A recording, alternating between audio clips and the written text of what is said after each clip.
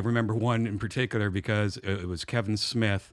It was the day after I got mugged, with a gun and everything. Day after you got robbed? Yeah, I got mugged Wow. and everything. Wow. In L.A.? In L.A. Like gun to the chest, get in your car, execution style. My girlfriend was drunk and not listening to the guy. And I thought he was just going to shoot me and shit like that. I mean, I had PTSD for a long time after that. Day after, it was like Kevin Smith. And that's the only reason I remember this. But I remember there was a part where we didn't talk about it during the podcast, but then halfway through, Joe had to take a shit. So he literally goes, "I'm gonna take a shit," and the bathroom was right here. You could hear him like pissing and shit on the podcast.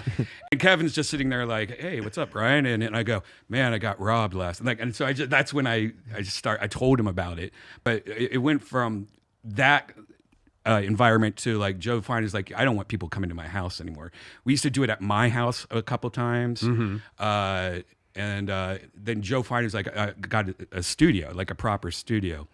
And then I started a podcast network called Death Squad because the show was doing so good, and all our friends like Tom Segura and Ari Shafir and stuff, I was like, man, you guys should do podcasts.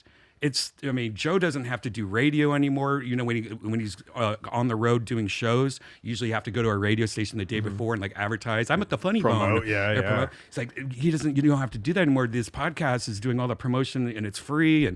And so I decided to start a podcast network so I could help all my friends out. That's so dope. I started one for Ari Shafir, which was the Skeptic Tank. Tom Segura did Your Mom's House, and did just Brody Stevens, Lil Esther, Sam Tripoli, Brian Callen. I just started making. I was doing at one point 11 podcasts by myself. I didn't have employees. I didn't have any employees. I did all the editing. Wow.